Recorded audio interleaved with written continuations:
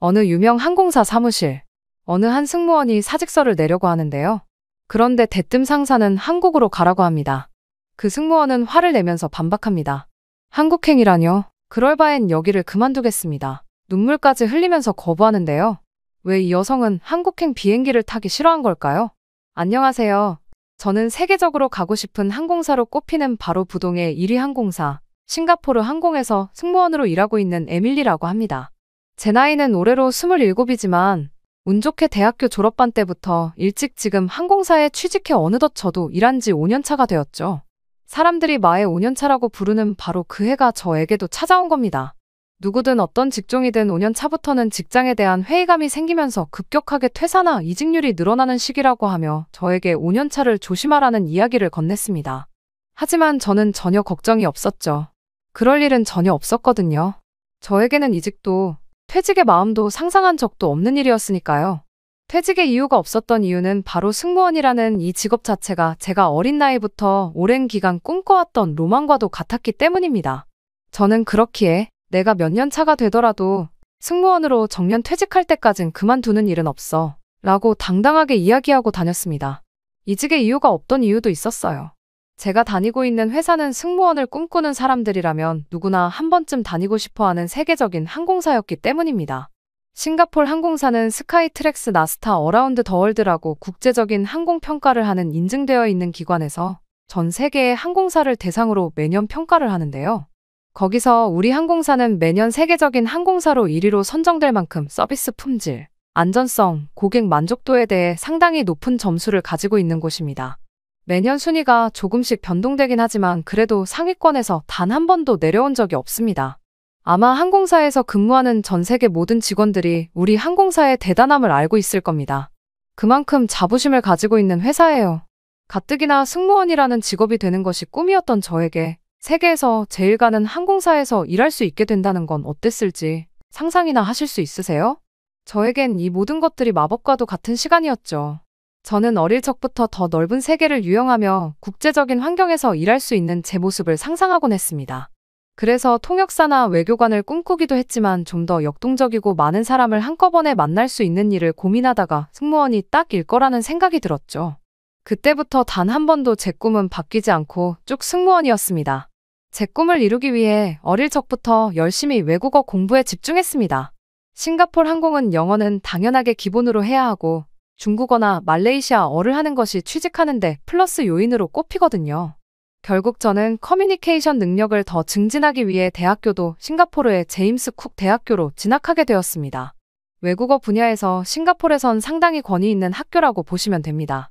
대학교 내내 공부를 쉬지 않았고 운동을 하면서 체력적인 부분도 채웠습니다. 승무원으로 요하는 자격을 맞추기 위해서 노력을 멈추지 않았죠. 준비된 인재가 되어야겠다는 저희 계획이 들어 맞았던 건지 운 좋게도 대학교를 졸업하기 전 마지막 학기 때 싱가포르 항공사에 취직 통보를 받게 되었죠. 마침내 받게 된 그 결과에 세상을 다 가진 듯 기쁨에 날아오를 것 같은 기분이었습니다. 그때 그 기분을 아마 평생 잊을 수 없을 것 같아요. 그렇게 저의 승무원으로 서히 새로운 삶이 시작되었습니다. 승무원을 하는 1년 차까지만 해도 매 비행이 두근거렸습니다. 어떤 어려움이 와도 이겨낼 수 있었죠. 제 어릴 적 꿈이 실현된 순간들이었기 때문에 그 경험마저도 소중하게 느꼈으니까요. 하지만 이제와 돌이켜보니 그때 알았으면 좋았을 텐데 싶네요. 시간을 돌아갈 수 있는 능력이 있다면 그때의 저라면 절대로 상상하지도 못했던 제 미래가 사실 어떻게 되는지 그 끔찍한 고통이 어떤지 어렸던 나에게 찾아가 말해주고 경고해주고 싶습니다. 마의 5년차가 저에겐 절대로 없을 거라고 장담했던 저에겐 마의 5년차라는 말로는 표현이 안 될 만큼 힘든 시간들이었습니다. 거의 매일 울었고 극심한 스트레스로 정신과까지 다니면서 약을 남몰래 복용하며 비행을 하곤 했으니까요. 이제야 허심탄회하게 말할 수 있지만 그때는 이런 제 모습이 들킬까 전전긍긍하면서 남몰래 힘들어했던 시간이 있었습니다. 그렇게 하고 싶었던 꿈꿨던 걸 이뤄놓고 이제 와서 이런다고 티를 내는 것도 쉽지 않았습니다. 이런 약을 먹는다고 알려지면 승진 시험에서도 밀려날 테고 인사고과 점수에서도 안 좋은 결과를 낼 게 분명했으니까요. 그 다음에는 승진이고 뭐고 당장 그만둬야겠다는 결심이 서서 사직서를 가지고 다니면서 언제 제출해야 할지 타이밍만 봤었습니다. 이제 더는 비행을 하지 못할 것 같이 자신이 없었거든요. 가장 좋아하던 것에 대해 실망하면 얼마나 보기도 싫은지 아시나요? 좋아했던 만큼 실망감도 비례하는 것 같아요. 좋아했던 마음의 반대말은 증오였습니다. 나중엔 비행기를 타는 악몽에 시달리는 등 환멸감까지 느끼기도 했어요. 제가 이렇게 극단적으로 변하게 되었는지 먼저 그 이유에 대해 이야기해보는 게 좋을 것 같습니다. 제가 겪어왔던 충격적인 이야기를 들려드리려고 합니다.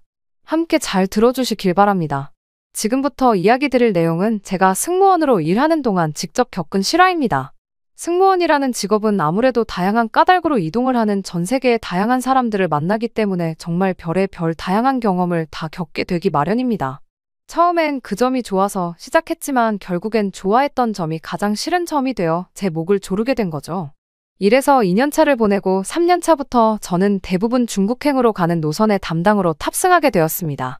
저는 외국어를 전공하면서 중국어를 유창하게 하는 편이었고 또 우리 노선을 이용하는 주 고객의 중국 관광객들이 발생시키는 매출이 상당했거든요.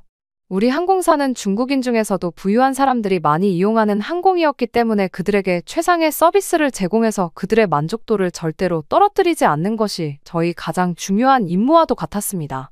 중국 관광객의 수는 워낙 많았기 때문에 그들의 마음을 한번 놓치면 회사 측에서도 큰 타격이 있다고 늘 강조하셨죠.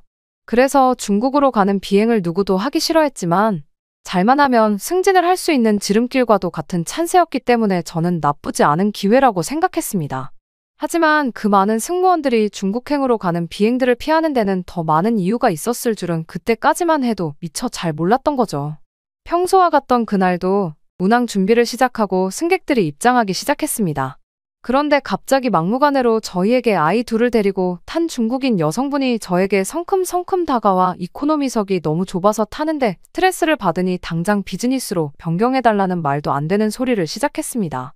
저는 웃는 얼굴로 최대한 침착하게 비즈니스로 변경은 마일리지나 혹은 매뉴얼에 있는 이유에 한하여 변경이 가능하겠지만 지금은 비즈니스석에 여유 좌석도 없습니다. 죄송해요. 그리고 불편하시겠지만 죄송해요. 정그러시면 쿠션이나 다른 도움을 더 드리겠다. 라며 할 수 있는 최대한의 서비스를 제공했다고 생각했습니다. 그런데 그 여성은 소리를 지르고 화를 내며 자신을 무시한다고 저희 몸을 흔들었습니다. 충격적이었던 그날의 장면이 아직도 안 잊히네요. 하지만 거기서 끝이 아니었습니다. 그녀는 그날 좌석에 자신의 아기의 대변으로 좌석과 화장실을 칠하고 갔습니다. 경악스러웠죠. 그날 얼마나 울었는지 너무 울어서 어지러울 지경이었으니까요. 거기서 끝이 아니었습니다. 그녀는 저희 응대 태도에 대해 서비스 신고를 하며 저는 그 일로 인해 계속해서 본사 서비스 교육팀으로 불려가야 했죠. 진상을 부린 손님들은 그녀가 유일한 게 아니었습니다. 기내에서 담배를 피우는 사람들은 숱하게 많았고 술에 취해 기내 통로에 바지를 내리고 소변을 보려고 하는 중국인 남성도 있었습니다. 또 다른 승객의 소지품을 훔쳐가는 사람이 있는가 하면 승무원 카트에 몰래 손을 집어넣어 기내식과 비품 등을 훔쳐간 사람들도 있었죠. 골 때리는 사람도 있었어요. 유튜브 콘텐츠를 찍는다며 코가 찢어지는 비린내 나는 음식을 먹는 방송을 찍는 승객도 있었죠. 다른 손님들의 불편은 아랑곳하지 않았고 그냥 자신이 가장 중요했죠. 그런 일들을 계속해서 겪다 보니 저는 점차 피폐해져 갔고 사람들까지 싫어지는 지경에 가게 됐죠. 그러던 어느 날, 그날 비행에서 술을 계속 리필하며 달라고 했던 한 여자 승객이 있었습니다. 저희는 그 승객을 제지해야 할 의무가 있었죠. 항공화 승객의 안전이 우리에겐 최선으로 두어야 했기 때문인데요. 저는 안 된다고 계속 이야기를 했더니 그녀는 제 머리채를 갑자기 휘어잡아 흔들었습니다. 그 수치심, 어떻게 글로 표현해야 할지 모르겠습니다. 그러곤 곧 그녀는 내릴 때쯤 사람들이 지나가야 하는 통로에 오바이트까지 해버렸더군요. 다른 후배들이 본인이 치운다고 했지만 제가 응대했기 때문에 제가 치우는 게 맞다고 생각했습니다. 하지만 쪼그려 앉아 그걸 치우던 그 순간 더는 이러고 있으면 안 되겠다는 확신을 하게 된 거죠. 사람답게 살아야겠다 싶었습니다.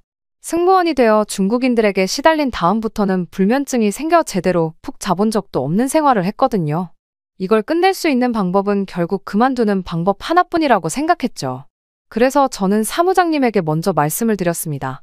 그러고 이제 그만둘 마음의 정리까지 다 됐을 때였습니다.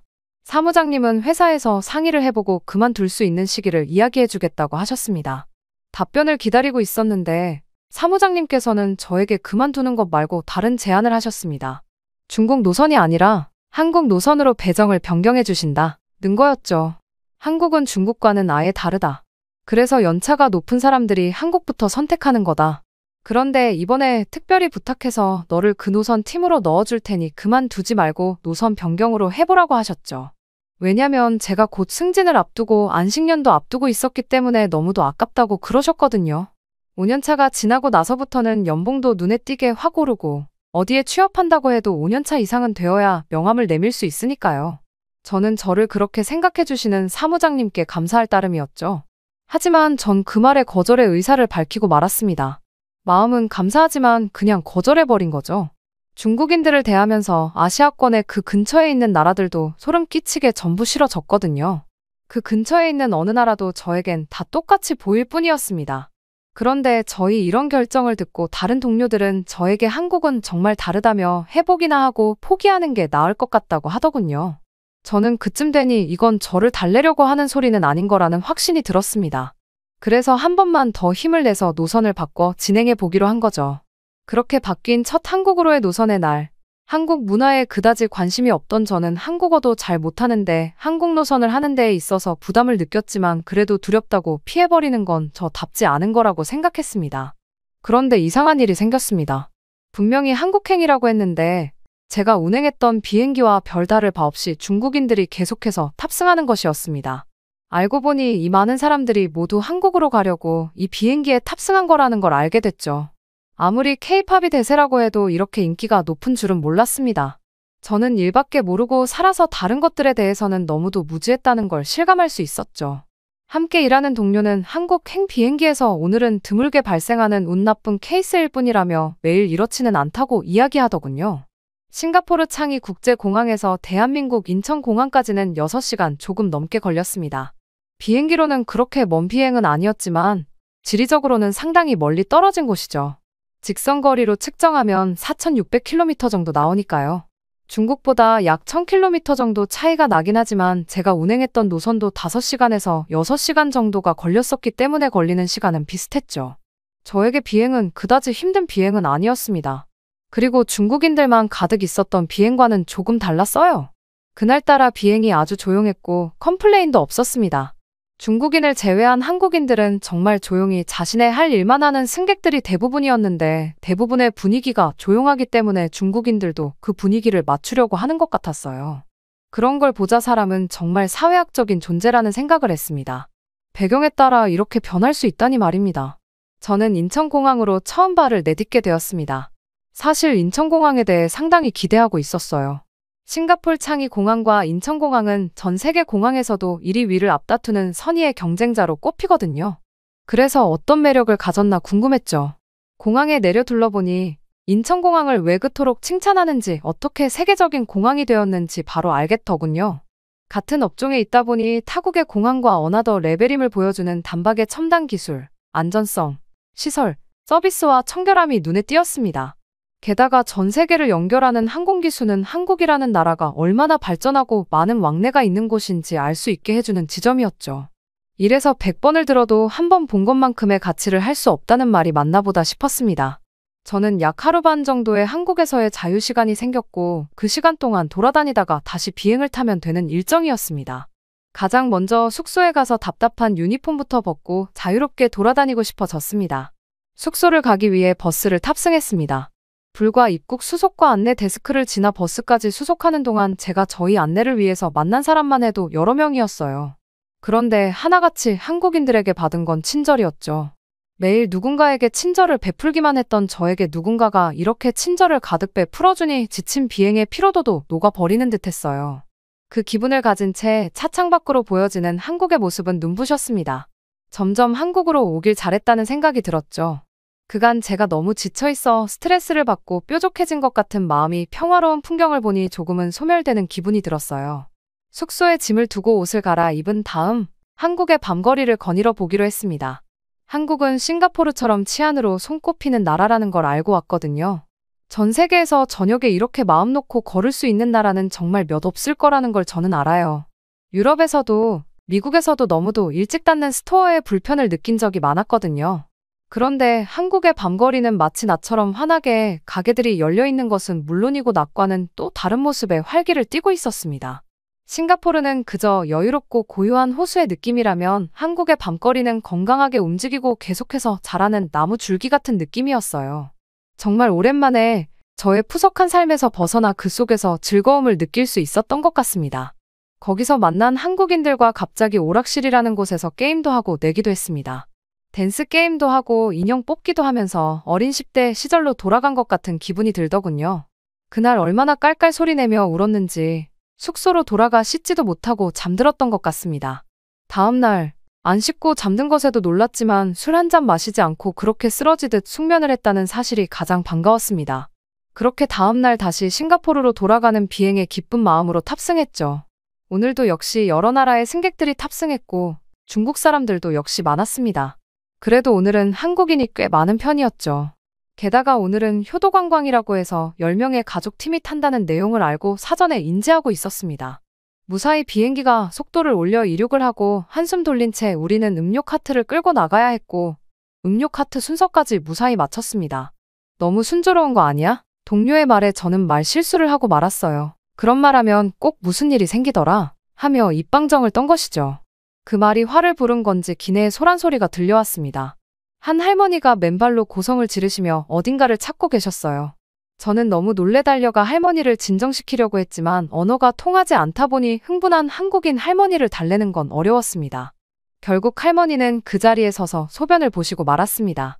저는 너무 놀라 아무것도 할 수가 없이 굳어버렸습니다. 이럴 줄 알았어. 한국도 중국이랑 다를 게 없을 줄이라는 말을 속으로 되뇌고 있을 때 한 한국인 중년 남성이 큰 담요를 가지고 뚜벅뚜벅 빠른 걸음으로 다가왔습니다. 순간 긴장을 바짝 했죠. 하지만 그 남성은 그 담요로 할머니가 민망하지 않으시게 덮어주며 화장실 칸 쪽으로 침착하게 안내를 해주셨습니다. 다른 한국인들은 처음엔 남의 일이라고 모른 척하며 관심이 없는 줄 알았지만 알고 보니 일부러 할머니가 놀라고 다른 사람도 민망할까봐 모른 척 해주고 있는 거였다는 걸 알았습니다. 할머니가 화장실 쪽으로 가자 딸로 보이는 보호자께서 할머니의 수습을 하길 시작했고 다른 자녀로 보이는 분들은 오히려 저에게 죄송하다고 하며 바닥을 치우기 시작했습니다. 다른 사람들도 그들이 치울 수 있게 휴지 등을 가져다주며 도와주었죠. 그러고 어떤 말도 하거나 참견도 하지 않았습니다. 묵묵히 그냥 서로를 돕는 현장을 보게 된 거죠. 그 광경은 제가 태어나서 본 어떤 일보다 충격적이었습니다. 제가 해야 했던 게 당연시 생각하던 사람들과는 차원이 달랐거든요. 티를 내지 않고 서로를 진심으로 생각하는 마음이 보이는 그 강렬한 순간은 말로 형용할 수가 없습니다. 그렇게 한국에서 첫 비행을 마치고 나서 저는 이젠 정신과 약을 더는 복용하지 않습니다. 왜냐면 한국어를 공부하고 있는데 일과 병행하느라 불면증이 언제 있었냐는 듯 피곤해서 자기애도 바쁘거든요. 한국은 저에게 제가 잊고 있던 10대의 저를 생각나게 해주었고 아 맞아 내가 이 일을 많이 사랑했었지라는 걸 다시 일깨워준 소중한 경험을 하게 해준 곳입니다. 그때 저에게 이런 중요한 마음을 느끼게 해준 한국인 분들에게도 진심으로 감사의 말씀 전합니다. 아니 한국은 도대체 뭔 나라지? 한국인은 다 기형아인가? 왜 저렇게 빼빼 말라있는 거야? 이해가 안 돼. 여기 캘리포니아 대학생이 한국에 와서 사람들의 몸무게에 기겁을 하는데요. 미국은 비만이 많은 나라라는 거 알고 계셨나요? 오늘 이야기는 미국 캐롤씨에 관한 사연입니다. 안녕하세요. 저는 미국 캘리포니아 출신 캐롤이라고 해요. 미국에 비만이 압도적으로 많다는 거 알고 계시나요? 저 또한 자라면서 학교에서 항상 뚱뚱한 아이였어요. 애들 사이에 섞이려고 노력했지만 애들이 못되게 굴기도 하잖아요? 제 몸무게에 대해 귓속말로 때로는 직접적으로 말하기도 했죠. 마음이 아팠지만 무시하려고 노력했어요. 제 동생 케빈도 같은 처지였어요. 우리 둘 다 넓은 어깨와 건장한 체격을 물려받았어요. 그리고 무엇보다 저희 부모님으로부터 비만 유전자도 물려받았죠. 고등학교도 크게 다르지 않았습니다. 저는 책과 음악에서 위안을 얻었고 운동이나 육체적 노동이 필요한 모든 것을 멀리했죠. 누가 남들 앞에서 숨을 헐떡이고 싶겠어요? 몇 번 다이어트를 시도했을 때는 마치 희망과 실망의 끝없는 순환처럼 느껴졌습니다. 다이어트 식단은 너무 제한적이거나 전혀 매력적이지 않았거든요. 왜 항상 건강하단 음식은 맛이 없고 맛있는 건 건강하지 않은 걸까요? 몇 파운드를 감량했다가도 다시 조금만 더 먹으면 살이 찌곤 했죠. 솔직히 말해서 실망스러웠습니다. 그러다 대학에 들어갔죠. 완전히 새로운 세상이 펼쳐졌지만 제 옛 습관은 그대로 남아있었습니다. 맥도날드 더블버거를 먹으며 밤늦게까지 공부하고 주말에는 과자와 탄산음료를 잔뜩 먹으며 파티를 열었죠. 그러던 중 저는 흥미로운 사실을 발견했습니다. 다양한 인종으로 구성된 친구들 중 아시아 학생들, 그들은 분명 점심때 잘 먹는 것 같긴 했는데 도대체가 살이 안 찌고 늘 말라있더라고요. 말라있다고 해서 불건강한 것도 아니었어요. 아시아 친구들은 먹고 싶은 것은 다 먹는데 신기하게도 건강하더라고요. 저는 당연히 일본인일 줄 알았죠. 왜냐하면 일본은 섬나라고 회를 주로 먹잖아요. 어디서 들었는데 회는 건강하고 칼로리도 그닥 많지 않아서 다이어트식으로 연어를 많이 먹기도 한대요. 그래서 저는 당연히 일본인일 줄 알았던 거죠. 그렇게 건강한데 설마 한국이기야 하겠어요? 네, 한국인이었습니다. 놀랍게도요. 저는 도무지 이해를 할 수가 없었죠. 똑같이 먹고 똑같이 걷는 것 같은데 왜 한국인들은 살도 안 찌는 거지? DNA가 다른 줄로만 알았죠. 졸업이 다가오면서 저는 선택의 기로에 서게 되었습니다. 저는 하기보다 더 큰 짐을 짊어지고 있었는데 체중도 늘었고 건강에 대한 불만도 깊숙이 자리 잡고 있었죠. 그때 저는 모든 것을 바꿀 결심을 했습니다. 한국으로 떠나기로 결심했습니다. 왜 한국이냐고요? 저도 모르게 제 안에 호기심의 씨앗을 심어준 것은 바로 한국 친구들이었습니다. 그들의 라이프 스타일과 식습관, 그리고 무엇이 그들을 다르게 만들었는지 이해하고 싶었습니다. 그렇게 저는 여행 가방과 희망으로 가득 찬 마음, 그리고 질문으로 가득한 머릿속으로 지구 반대편으로 떠날 준비를 마쳤습니다. 졸업 후 저는 한국행 비행기 티켓을 사고 짐을 챙긴 후 바로 한국으로 들어가게 되었죠. 서울에 도착하자마자 저는 도시의 활기찬 모습과 시민들의 건강하고 건강한 모습에 반했습니다. 거리에는 고향에서는 좀처럼 볼 수 없었던 건강한 느낌을 풍기는 사람들로 가득했습니다. 한국 음식을 처음 접한 것은 놀라운 경험이었습니다. 아름다운 한글 서예로 장식된 벽과 보글보글 끓는 국물과 구운 고기의 구수한 향이 가득한 전통 한식당에 들어섰습니다. 가장 먼저 눈에 들어온 요리 중 하나는 김치였습니다. 한국 요리의 필수품인 김치는 배추와 무로 만든 발효 채소 요리로 마늘, 생강, 고추 및 기타 다양한 향신료로 양념을 했습니다. 맛있었을 뿐만 아니라 소화를 돕고 장 건강에 도움이 되는 유산균 성분이 들어있다는 사실도 알게 되었습니다. 그 다음에는 들어는 봤지만 그때까지 제대로 이해하지 못했던 비빔밥이 나왔었어요.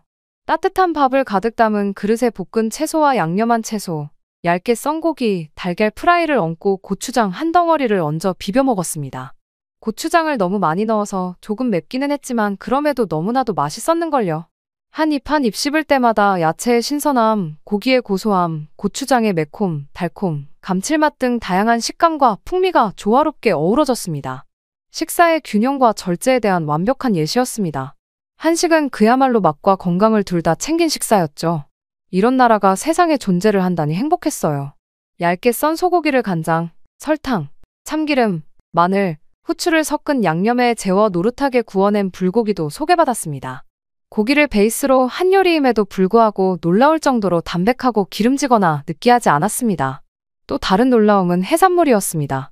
회와 비슷하지만 매콤한 고추장 소스와 신선한 채소 사이드 신선한 야채를 곁들여 먹었습니다.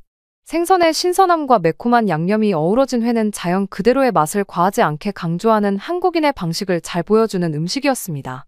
한국 길거리 음식의 즐거움도 발견했습니다. 매콤달콤한 소스에 쫄깃한 떡과 어묵을 넣어 만든 인기 간식인 떡볶이는 순식간에 인기 메뉴가 되었습니다. 소스의 달콤함, 혀끝에 남는 매콤함, 떡의 쫄깃함 등 맛의 완벽한 조화가 돋보이는 음식이었죠. 그리고 순두부와 야채, 해산물이나 고기가 들어간 얼큰한 찌개인 순두부찌개가 나왔습니다. 균형 잡힌 국물에서 나오는 깊은 풍미와 함께 편안하게 먹을 수 있는 음식이었습니다. 다른 한국 요리와 마찬가지로 두부가 풍부한 단백질 공급원이 되고 매콤한 국물이 식욕을 자극하는 등 건강과 맛이 조화롭게 어우러진 요리였습니다. 며칠이 지나고 몇 주가 지나면서 제 입맛은 점점 더 넓어졌고 건강한 식생활의 진정한 의미에 대한 이해도 커졌습니다. 한국식 식단은 개별적인 건강식이 아니라 식사에 대한 전반적인 접근 방식이 중요하다는 것을 깨달았습니다. 다양성과 절제가 강조되는 식단이었죠. 식사는 영양가뿐만 아니라 맛과 식감도 만족스러웠습니다. 정말 놀라웠던 것은 거의 모든 식사에 야채가 광범위하게 사용된다는 점이었습니다. 반찬부터 메인 요리까지 채소가 항상 등장했고 영양소와 풍미를 보존하는 방식으로 조리되었습니다. 고향에서 종종 너무 익히거나 간이 덜 된 채소를 먹었던 것과는 극명한 대조를 이뤘습니다. 이 요리 여행은 단순히 새로운 음식을 발견하는 것이 아니라 음식과의 관계를 바꾸는 것이었습니다. 건강하게 먹는다는 것이 맛을 포기하는 것이 아니라는 것을 알게 되었죠. 식재료를 이해하고 존중하며 다양한 요소의 균형을 맞춰 몸과 마음의 영양을 공급하는 식사를 만드는 방법을 아는 것이었죠. 한국에 도착한 지 한 달이 지나자 기적 같은 일이 벌어지고 있었습니다. 매일 아침 거울을 볼 때마다 저는 미묘한 변화를 발견했는데 전혀 생각지도 못했던 변화였습니다. 체중계는 거울이 보여주는 것을 확인시켜 주었는데요. 살이 빠지고 있었습니다. 일시적인 체중 감소가 아니라 지속적이고 점진적인 변화를 통해 저는 무언가 심오한 사실을 깨달았습니다. 제 유전자가 문제가 아니라 기름지고 밀가루를 일삼는 미국 음식이 문제였던 거였죠. 한국에서는 의도하지 않았는데도 제 식단이 완전히 건강한 쪽으로 바뀔 수 있었어요. 다양한 채소, 저지방 단백질, 건강한 곡물로 균형 잡힌 소량의 식사를 하고 있었죠. 칩과 쿠키 대신 과일과 누룽지를 간식으로 먹었습니다. 하지만 먹는 음식뿐만 아니라 먹는 방법에도 변화가 생겼습니다.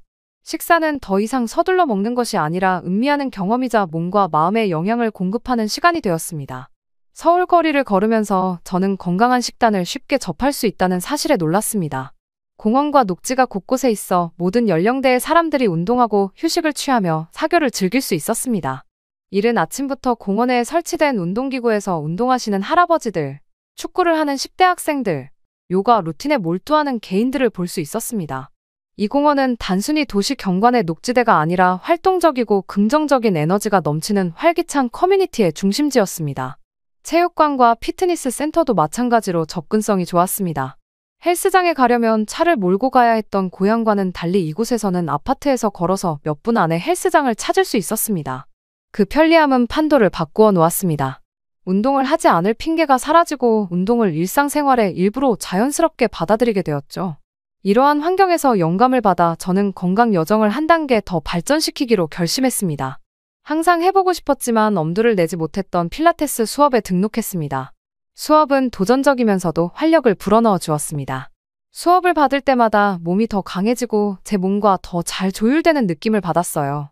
또한 요가 스튜디오에 등록하여 몸과 마음, 호흡을 연결하는 방법을 배웠습니다. 이러한 수련은 제 삶의 평온함과 균형감을 가져다 주었고, 이전에는 경험하지 못했던 방식으로 스트레스를 관리하는 데 도움이 되었습니다. 하지만 가장 큰 변화는 걷기라는 단순한 행위에서 비롯되었습니다. 한국에서 걷기는 일상의 일부였습니다. 무엇보다 미국은 땅이 넓어서 차 없이는 다닐 수가 없는데요. 심지어는 근처 파크나 놀이터를 가려고 해도 걸으면 몇십 분이라 차를 타고 가야 했죠. 물론 차를 타면 몇 분이었냐고요? 아니요, 기본 10분 내외더라고요. 그러나 한국은 굳이 차를 타지 않아도 되었고 당연히 자연스레 저는 운동을 하게 되었습니다.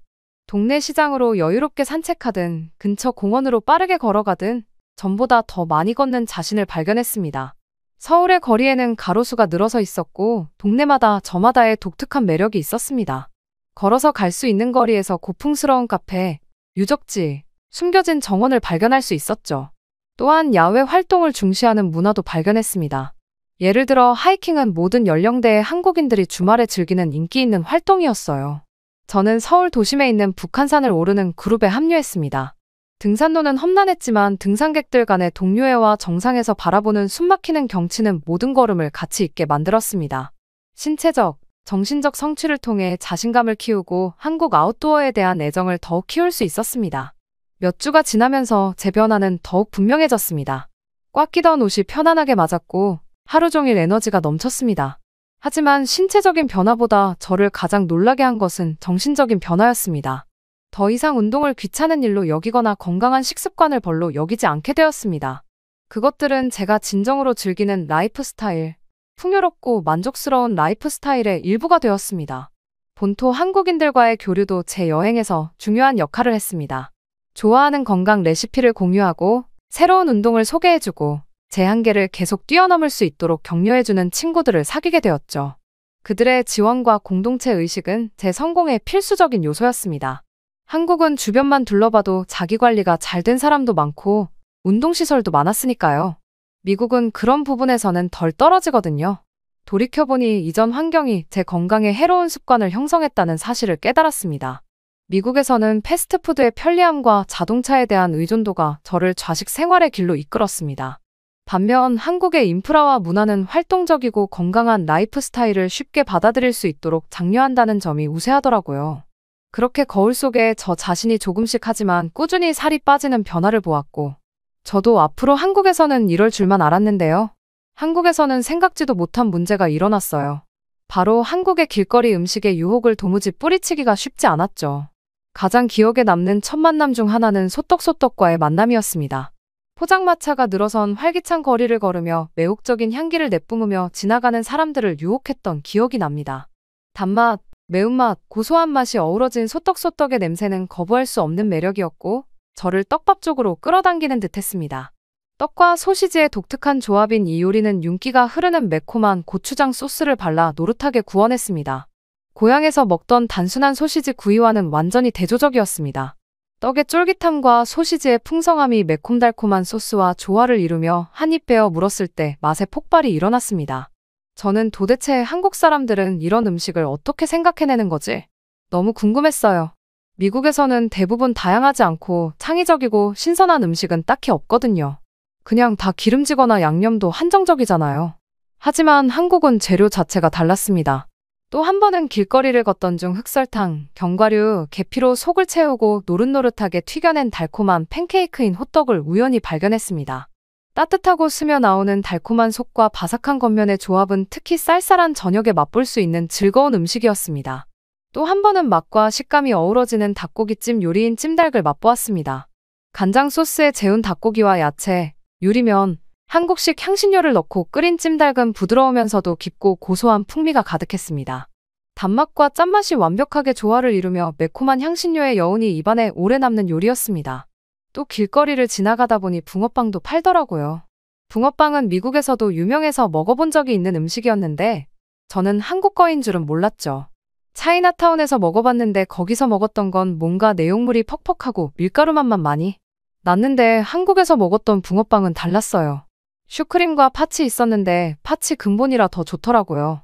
이어서 다양한 해산물과 파를 넣어 만든 고소한 파전이 나왔습니다. 겉은 바삭하고 속은 부드러워 한 입 베어 물 때마다 바다의 풍미가 가득했습니다. 톡 쏘는 간장 소스에 찍어 먹으면 비 오는 날의 간식으로 제격이며 삶의 소박한 즐거움을 상기시켜주더라고요. 특히 기억에 남는 경험 중 하나는 한국 전통시장에서였습니다. 시장은 신선한 농산물부터 의류까지 모든 것을 파는 상인들로 북적이는 미로와도 같았습니다. 하지만 제 눈길을 사로잡은 것은 포장마차였습니다. 빈대떡, 녹두전 등을 파는 노점상들이 바삭하게 튀겨내어 기름으로 반짝반짝 빛나면서도 거부할 수 없는 유혹을 주었죠. 그리고 매콤달콤한 양념에 튀긴 작은 닭고기 조각을 입힌 닭강정 꼬치도 군침 도는 향으로 공기를 가득 채웠습니다. 특히 매운 버전, 덜 매운 버전도 있고 심지어는 간장도 있었는데 저는 간장 양념 맛 닭강정이 최고였어요. 한식은 맛과 건강을 둘 다 잡은 한마디로 일석이조라 할까요? 한국에 도착한 반년이 지났을 때였어요. 그 여정은 그야말로 변화의 연속이었습니다. 거울 앞에 섰을 때 저는 저를 돌아보는 제 모습을 거의 알아보지 못했습니다. 거울에 비친 제 모습은 늘 비만이었던 제가 이제는 거의 정상에 보일 만큼 살이 빠졌던 거죠. 물론 살이 급격하게 빠져서 튼살도 조금 생겼지만 말이죠. 저는 이 이정표를 달성하던 나를 기억합니다. 조용한 아침이었는데 체중계에 올라서자 긴장된 기대감이 저를 가득 채웠습니다. 숫자가 멈추자 6개월 전만 해도 달성할 수 없다고 생각했던 목표가 눈앞에 펼쳐졌습니다. 저는 불신과 자부심, 그리고 엄청난 감사가 뒤섞인 감정에 휩싸였습니다. 제 인생에서 처음으로 제 몸과 건강을 스스로 통제할 수 있다고 느꼈습니다. 이런 변화의 비결은 한식뿐만 아니라 한식과 함께한 생활 습관 전체에 있다는 것을 깨달았습니다. 균형과 다양성, 천연 식재료를 강조하는 한식이 그 중심 역할을 했습니다. 채소, 살코기, 발효식품, 곡류가 풍부한 한식 식단은 체중 감량뿐만 아니라 전반적인 건강식에도 도움이 되었거든요. 서울 거리를 걸으며 도시의 광경과 소리를 감상하다 보니 서울이 제 삶의 일부가 되었다는 것을 깨달았습니다. 활기찬 시장, 평화로운 사찰, 활기찬 축제 등 도시 구석구석에는 저마다의 이야기가 있었고 저도 그 이야기의 일부가 되어 있었습니다. 사실 한국에서 이렇게까지 오래 있을 예정은 아니었어요. 그러나 막상 6개월이 지나고 한국을 떠나려 하니까 왠지 모르게 씁쓸하더라고요. 아니, 씁쓸하다기보다는 두려웠어요. 미국에서는 늘 비만이었잖아요. 게다가 미국 음식은 다양하지도 않고 그냥 기름지거나 단맛밖에 없고 밀가루가 주 음식이었는데 말이죠. 하지만 한식은 정말 여러 면에서 칭찬이 자자할 수밖에 없더라고요. 그리고 이렇게 좋은 나라가 있는데 저는 내가 왜 굳이 돌아가야 되지? 라는 생각이 들었고, 결국 저는 한국에서 살아야겠다고 결심을 했죠. 단순히 살 때문은 아니었어요. 건강 외에 한국은 인프라가 정말 구축이 잘 되어 있다고 느꼈거든요. 앞으로의 한국 생활, 그리고 더 변화할 제 자신도 기대되네요. 이것 보세요. 한국은 아직도 폐지를 줍네요. 정말 몇 년 뒤면 사라질 망할 나라는 한국뿐이네요. 여기 중국 유명 인플루언서가 한국에서 폐지를 줍는 노인을 보며 한국을 조롱합니다. 오늘의 사연은 중국 개그맨에 관한 사연입니다. 안녕하세요. 저는 중국의 마을 동네 어느 작은 극장에서 일하는 개그맨 고타오라고 하는데요.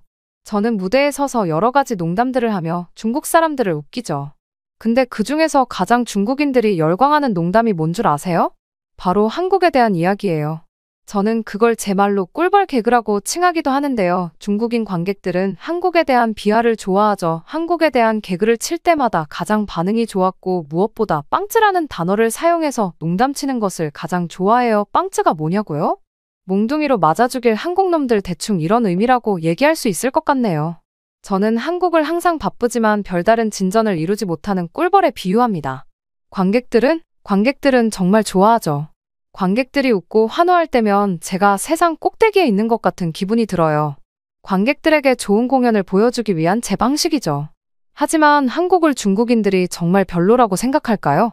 네, 맞아요. 무대나 개그뿐만이 아니라 온라인, 특히 중국어를 사용하는 웨이보와 도우인에서는 한국이 시대에 뒤떨어진 후진국 나라라고 일삼죠.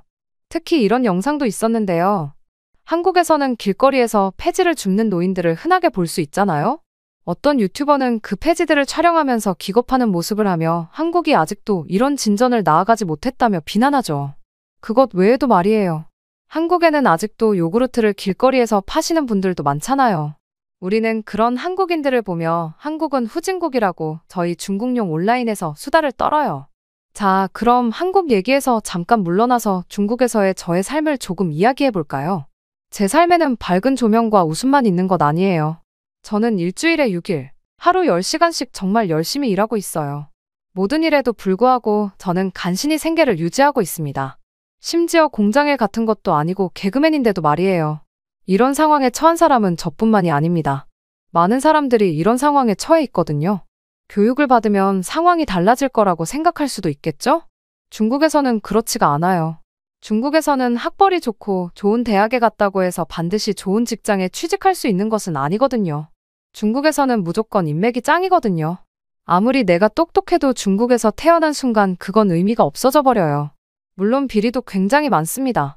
그래서 중국은 그닥 열심히 공부하거나 일하는 사람도 딱히 없고 그냥 하루하루 생계 유지를 위해서 사는 사람들이 널려 있어요. 저 또한 그렇고요. 제 주변에는 건설 현장에서 자루를 나르고 벽돌을 쌓는 등 열심히 일하는 친구들이 많아요. 그들은 저보다 더 많이 일하고 심지어는 7일 다 일하는 경우도 가끔 봤는데요. 친구들은 아무리 뼈 빠지게 일해도 생계 유지하는 것조차 힘들다 하더라고요. 이렇듯 중국은 경제가 심각한 상황인데요. 한 번은 중국 SNS인 웨이보에 한 동영상이 올라온 적이 있어요. 그리고 그 영상은 순식간에 화제가 되었죠. 대체 무슨 내용이냐고요? 저희가 익히 알고 있던 후진적인 한국의 모습이 아닌 최첨단 IT 기술을 갖고 있고 걸어다니는 주변 한국 사람들은 다 깔끔하게 차려지고 입고 다니는 모습이었어요. 마치 미국 같은 선진국처럼요. 그러면서 중국한테 정신 차리라 하는 대충 그런 내용의 영상이었는데요. 하지만 그 영상에 본격적으로 뛰어들기도 전에 정부에서 삭제해버렸죠. 그래도 생각이 들었어요. 대체 저건 뭐지? 내가 상상하던 건 저런 게 아닌데? 순간 AI로 만들어낸 주작인가 싶기까지도 했죠. 당연합니다. 중국에서 그려내는 한국은 중국보다 못 사는 후진적인 나라인데요. 그래서 저는 이런저런 생각을 하면서도 여전히 무대에서 빵쯔나 꿀벌 개그를 치고 있고 여전히 웃음을 얻고 있었죠. 저는 혼란스러웠죠. 과연 한국이 정말 중국보다 잘 살까? 중국이 우리를 속이는 걸까? 여러분들이 이미 예상하셨겠지만 저는 개그맨 일을 잠시 그만두고 웨이보 영상을 따라 한국으로 가기로 결정했어요.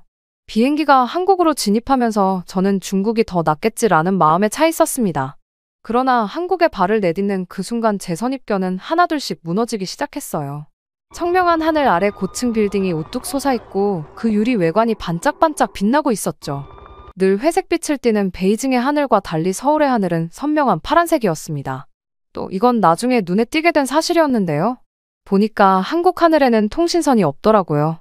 알고 보니 일본과 중국과는 달리 한국은 이미 그걸 다 땅 밑으로 넣었던 거예요. 참 발빠르다고 생각했죠. 이걸 중국은 한국은 껌이라고 밟을 수 있을 거라고 생각했던 게 우습더라고요. 어느 날 서울의 번화한 지역을 돌아다니다가 임금에 관한 대화를 우연히 듣게 되었는데 그 말이 제 발걸음을 멈추게 했는데요. 뭐였냐고요? 바로 한국의 최저임금이 중국의 4배에 가까운 1만 원에 육박한다는 것이었습니다.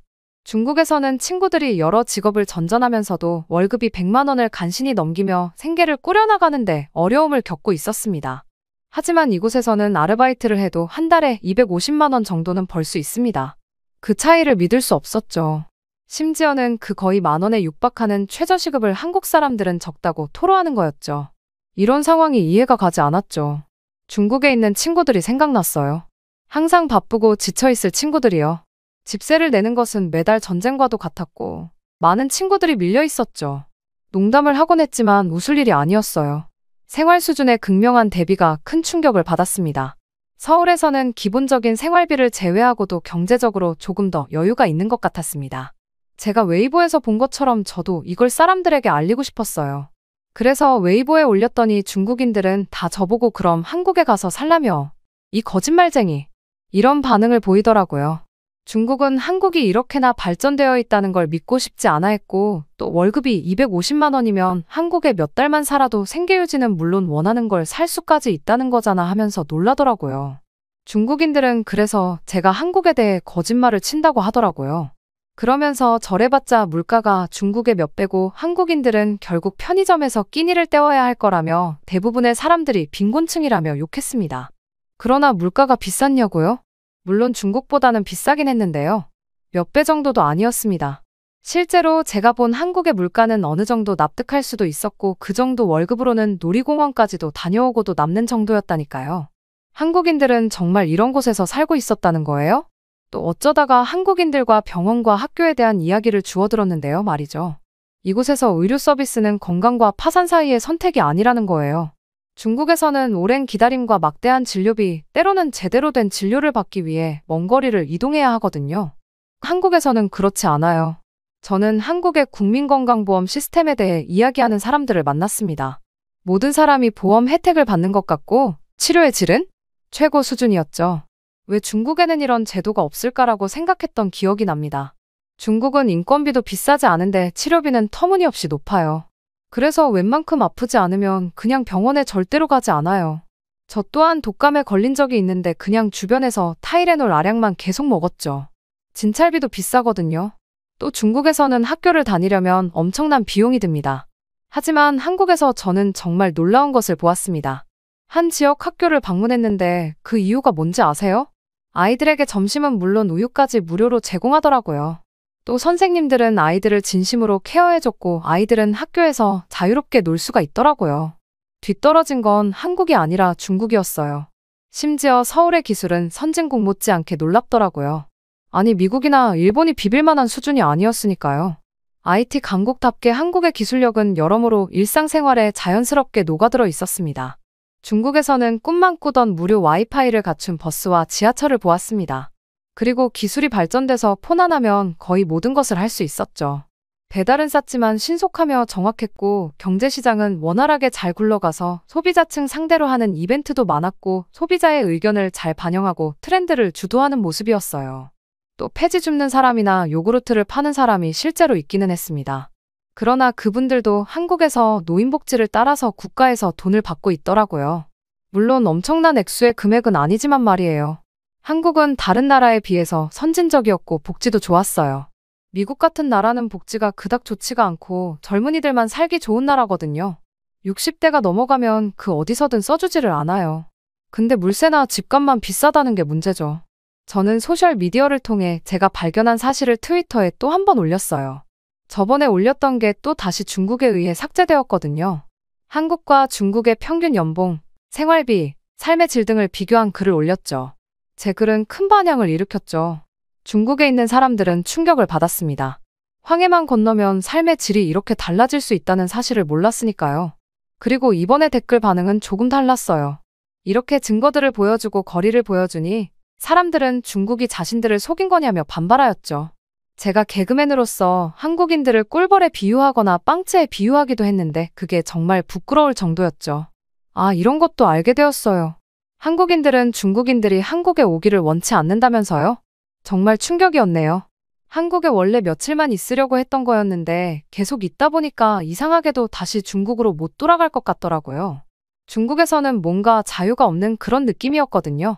그래서 저는 한 달 동안 지낼 저렴한 곳을 찾고 있었는데요. 찾다 보니까 딱 놀라운 곳을 발견했어요. 바로 고시원이죠. 다른 나라에서는 없는 개념인데 말이죠. 한국에는 고시원이라는 개념이 있더라고요. 비록 작긴 하지만 저렴하고 실용적인 곳이었죠. 학생이나 1인 가구가 살기에 딱이죠. 월세는 중국의 많은 도시에 있는 천정부지로 치솟는 집값에 비하면 놀라울 정도로 저렴하죠. 관리비도 따로 들지 않는 데다 화장실 부엌까지 제공하고 심지어는 기본적인 쌀, 김치, 라면까지 제공하는데 얼마인 줄 아세요? 고작 30만 원이더라고요. 즉 250만 원을 받는다 치면 한 달에 100은 저금할 수가 있다는 거죠. 아니 그러면 한국에서는 저축이 가능하다는 거잖아요. 너무 놀랐어요. 또 환경에 대한 한국의 접근 방식도 제 눈을 뜨게 했습니다. 중국에서는 심각한 오염 문제에 직면해 있습니다. 하지만 서울은 청정에너지와 녹지 유지에 중점을 두고 있었어요. 공기가 더 맑아지고 도시가 더 깨끗해졌어요. 개발과 환경 보호가 어떻게 조화를 이룰 수 있는지 알게 되었습니다. 직장 문화도 중국과는 하늘과 땅 차이였습니다. 중국은 996 문화라고 해서 9시에 출근해서 9시에 퇴근하고 등 12시간을 일하는 거고 그걸 6일 동안 반복하는 문화죠. 그게 널리 퍼져 있어요. 당연히 힘들고요. 하지만 살려면 어쩔 수가 없어요. 하지만 한국에서는 일과 삶의 균형이 더 강조되고 있더라고요. 물론 열심히 일하긴 하지만 삶을 즐길 수 있는 시간도 있었죠. 한국은 9to6라고 보통 9시에 출근해서 6시에 퇴근하는 걸 5시간 하고 분명 더 적게 일하는데 돈은 몇 배는 더 많다니까요. 또 한국에 와서 있으면서 참 여러모로 한국과 중국의 격차를 많이 느꼈거든요. 특히나 한국은 중국이나 북한같이 공산주의가 아니라 민주주의 제도를 실행하고 있잖아요. 그래서 한국 사람들은 개방적으로 세상과 소통하며 새로운 아이디어와 변화를 수용하고 세계와 교류하는 걸 쉽게 볼 수가 있었어요. 근데 중국에서는 전통 중국 사상과 공산주의에 깊이 뿌리를 둔 중국의 접근 방식이 중국을 묶어놓고 사람들이 조금 기피하게 만들기도 하더군요. 게다가 저는 한국에서 분주하고 성장하는 경제를 보았습니다. 카페, 기술회사, 학교 등 모든 곳에 구인 광고가 붙어 있었죠. 중국에서는 일자리가 없거나 적어도 좋은 일자리가 충분하지 않다는 느낌이 들 때가 많습니다. 찾더라도 돈이 충분하지 않은 게 일수고요. 그게 중국이 인구가 14억이라서도 분명 있겠지만 한국에서는 새로운 브랜드가 끊임없이 생겨나고요. 나날이 계속 발전하고 있는 국가더라고요. 그러려면 당연히 충분한 인력이 필요하겠죠. 한국은 인맥과는 상관없이 그 사람의 동기와 의지 그리고 그 사람의 능력과 학벌로 판단하더라고요. 그러니 아무리 태어날 때부터 가난했더라도 한국에서는 충분히 노력하면 자신의 인생을 자신의 손으로 바꿀 수 있다는 거였어요. 중국에서는 그냥 부자로 태어나는 게 답인데 말이에요. 저는 고시원에서 한 달 살기가 끝이 나고 마지못해 다시 중국으로 돌아갈 수밖에 없었죠. 왜냐하면 저는 개그맨이었으니까요. 그리고 가서도 바로 일정을 시작했는데요. 역시나 빵츠라는 단어를 섞어가며 한국에 대한 개그를 쳤죠. 역시나 사람들은 박장대소를 했고 깔깔거리며 한국을 향해 삿대질을 했습니다. 물론 관객은 웃고 있었는데요. 저는 웃지 못했습니다. 그들은 한국의 실체를 몰랐고 저는 가봐서 알았으니깐 말이죠. 그 쇼가 끝난 후 저는 대담한 결정을 내렸습니다. 더 이상 한국을 비하하는 농담을 하지 않기로, 잘못된 고정관념을 퍼뜨리지 않기로요. 쉽지 않은 결정이었죠. 이런 개그는 제 일상의 필수품이자 웃음을 주는 확실한 방법이었으니까요. 그리고 월급이 짠 중국에서는 이런 농담이라도 해야 제 생계가 유지되고 먹고 살 수가 있는데 말이죠. 앞으로 사람들이 극장에 자주 오지 않을까봐 두려웠죠. 다음에 무대에 섰을 때 제 일상은 달라졌습니다. 농담으로 떠들던 한국이 아닌 제가 본 진짜 한국에 대해 이야기했습니다. 한국인의 발전, 삶과 일에 대한 균형 잡힌 접근 방식, 전통과 혁신에 대한 존중 등에 대해 이야기했습니다. 저는 저번에 웨이보에서처럼 사람들이 야유하고 비난할 거라고 생각을 했죠. 그런데 놀라운 일이 일어났습니다. 청중은 단순히 웃음이 아닌 관심과 질문으로 반응하기 시작한 것이었습니다. 저의 새로운 접근 방식은 무대 안팎에서 대화를 시작했습니다. 사람들이 토론하기 시작했습니다. 토론하고 어쩌면 우리가 믿어왔던 것보다 세상에 더 많은 것이 있을지도 모른다는 생각에 마음을 열기 시작했죠. 저는 개그맨으로서의 수입을 버렸고 그 극장과의 계약도 끝이 나게 되었습니다. 그러나 저는 끊임없이 저희 어휘력을 통해서 한국에서의 경험, 제가 본 차이점, 우리가 공유한 유사점 등을 공유했습니다. 항상 좋은 반응만 있었던 것은 아니었고 일부 사람들은 제가 비애국적이거나 외국에 눈이 멀었다고 비난했습니다.